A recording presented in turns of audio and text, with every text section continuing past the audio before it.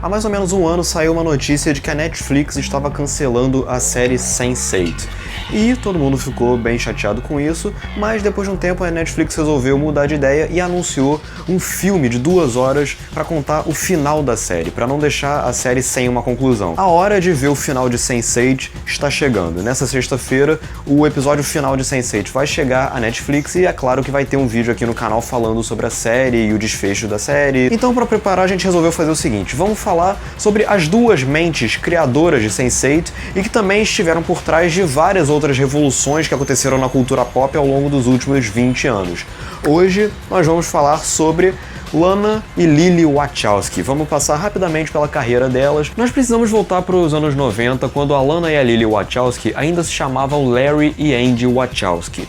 Nos anos 90, eles tinham a ideia de fazer um filme que lá pra frente a gente vai falar um pouquinho mais sobre ele, mas o primeiro passo delas em Hollywood como cineastas foi com um filme chamado Ligadas pelo Desejo, ou Bound, que elas basicamente fizeram com o objetivo de ganhar uma moralzinha pra bancar o projeto que elas realmente queriam. E esse Ligadas pelo Desejo, ele já é um filme muito interessante, já é um ótimo começo de carreira para as irmãs Wachowski, porque ele é basicamente um neo-noir. O filme basicamente gira em torno de uma personagem meio durona, que depois começa a se envolver com uma outra personagem que sofre nas mãos de um marido que é bem agressivo, e elas vão se misturando numa trama cada vez mais complexa, até que chega no final do filme, sem spoiler, claro, e o filme se revela bem mais complexo, com uma trama mais complexa, do jeito como todos os noirs costumam ser, com tramas complexas, personagens complexas, e sempre lidando com esse tema mais ou menos de investigação, ou de mistério, ou de algum suspense.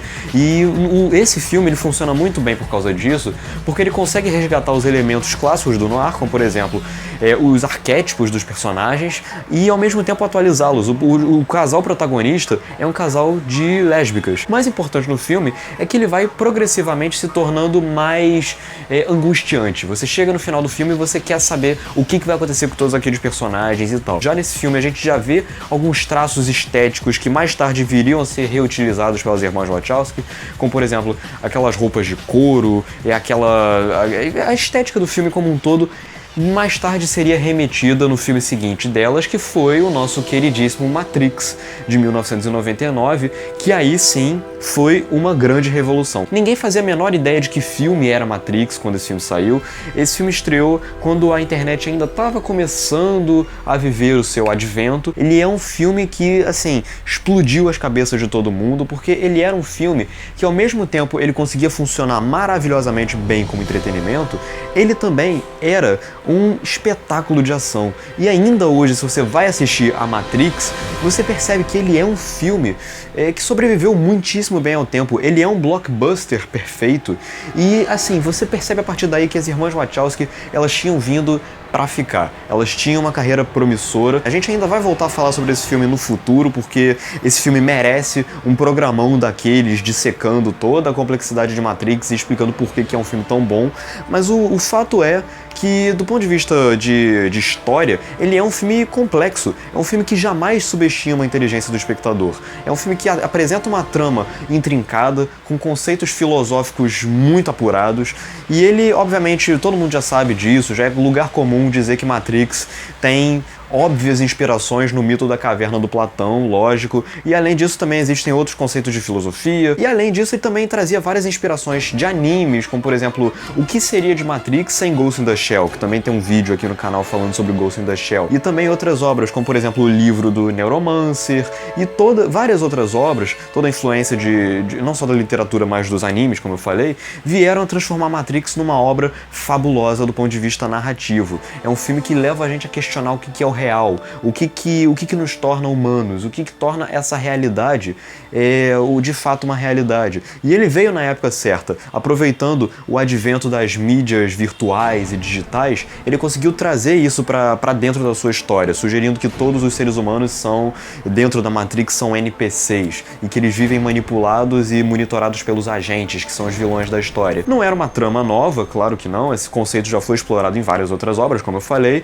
mas um blockbuster blockbuster trazer esse tipo de tema é algo realmente admirável. E do ponto de vista técnico, o Matrix ele revolucionou o cinema de ação para sempre. Ele explodiu a cabeça de todo mundo assim que ele saiu, com efeitos visuais absolutamente arrebatadores. E, aquele efeito do bullet time, da câmera circundar a Trinity, quando ela consegue fazer um pequeno salto e depois um golpe, e aí mais pro final quando o Neo se inclina para trás para desviar das balas. E todo o terceiro ato do filme é costurado de uma maneira incrivelmente dinâmica. Até hoje, quando você vê Matrix, você fica ofegante vendo aquilo. Mas o fato é que Matrix revolucionou o cinema e é um blockbuster que funciona, consegue unir o melhor dos dois mundos. Funciona muito bem como entretenimento e funciona muito bem enquanto uma obra pra fazer a gente pensar. E aí depois começou, evidentemente, a cobrança com as irmãs Wachowski e elas ficaram uns anos aí marinando o que elas podiam fazer, até que em 2003 elas resolveram retomar o universo de Matrix. Não só com as duas continuações, mas também com uma tentativa de criar um universo expandido mais ou menos similar ao que o George Lucas fez depois de Star Wars. Não só o George Lucas, mas enfim, vocês entenderam. Por exemplo, criaram um jogo online dentro do universo de Matrix, depois lançaram uma animação chamada Animatrix, que é bem interessante, não sou fascinado, mas é bacana, uma graphic novel do Matrix também, os jogos do The Path of Neo, por exemplo, e Enter the Matrix, elas conseguiram criar um universo expandido para o Matrix que parecia bastante promissor. E aí vieram os dois filmes, o Matrix Reloaded e mais pro final do ano Matrix Revolutions, tudo em 2003.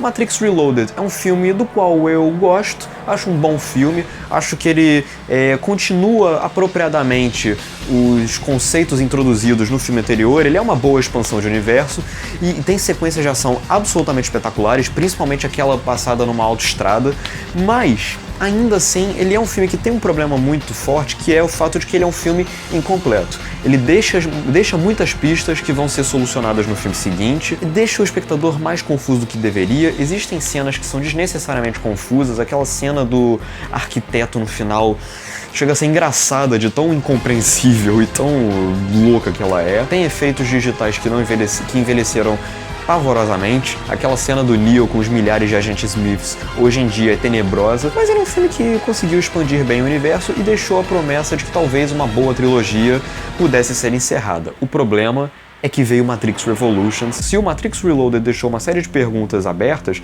o Matrix Revolutions cagou pra tudo isso e fez um filme que sinceramente nada faz o menor sentido naquele filme, ignora todas as indagações deixadas pelo anterior, investe numa trama incrivelmente aborrecida, com sequências de ação que não empolgam em momento algum. É um filme que parece interminável, o estilo cool apresentado desde o primeiro filme, nesse terceiro filme passou a se tornar ainda mais brega, mais irritante, mais chato.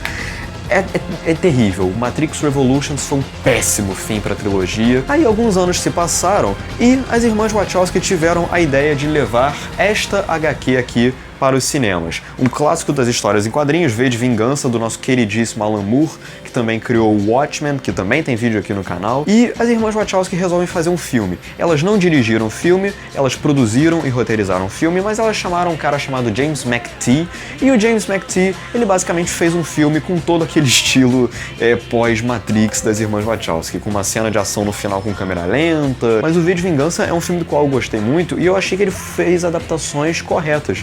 Pegou a graphic novel e atualizou o contexto, tirou aquele contexto da Margaret Thatcher que tinha na graphic novel nos anos 80 e trouxe para um contexto de era Bush. E você pensar que fazer um blockbuster onde o protagonista é um cara que veste uma bomba em certo momento e que toma atitudes que algumas pessoas podem taxar de terroristas, você pensar que as irmãs Wachowski fizeram isso nos anos 2000, depois do 11 de setembro, sem desrespeitar a inteligência do espectador, sem transformar num filme só de ação, é algo admirável.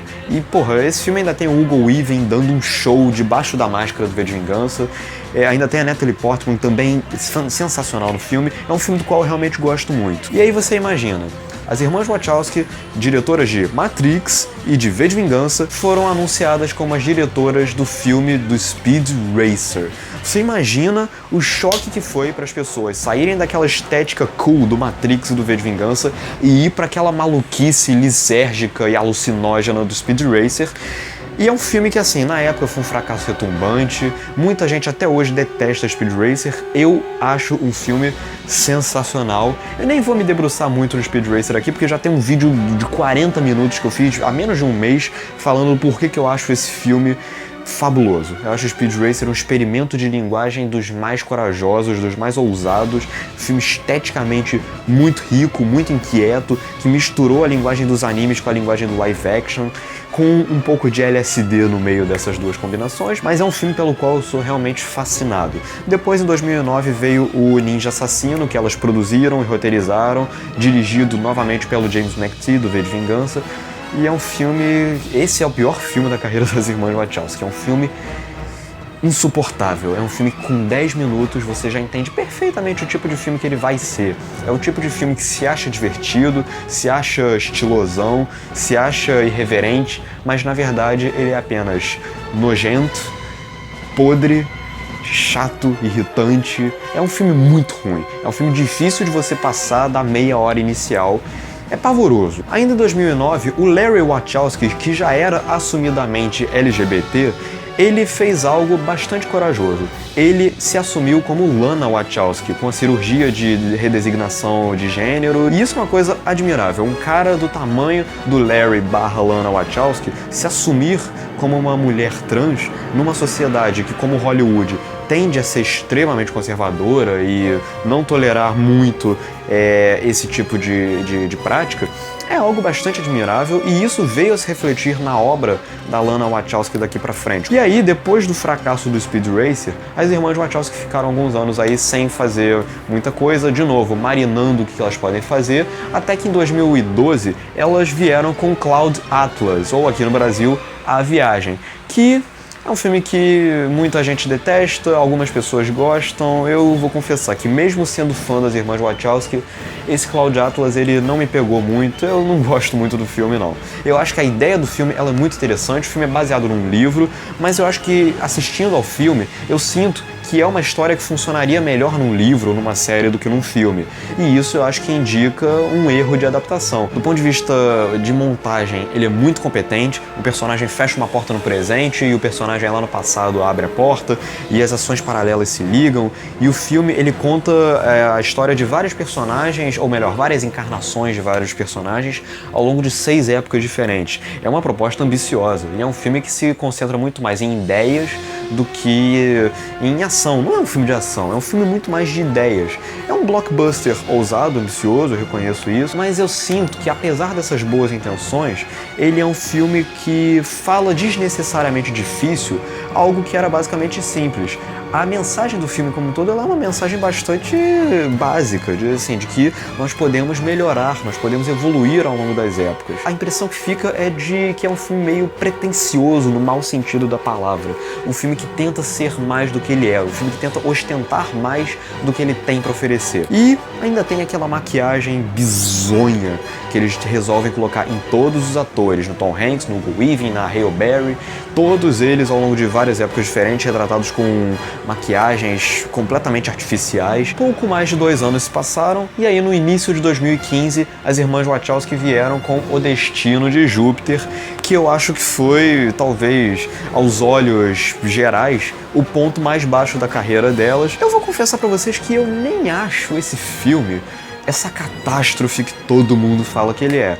Eu acho que ele é um filme que tem ideias interessantes, que constrói um universo, apresenta um universo promissor, muito bacana, muito bem trabalhado. Eu gosto da ficção científica do filme como um todo, de como o filme desenvolve a burocracia daquele universo fantástico e como que o filme consegue fazer algumas críticas ao corporativismo. É uma space opera que eu acho que funciona até a metade. Do meio pro fim ele começa a ficar chato, destrambelhado e sem rumo. Os efeitos digitais são terríveis.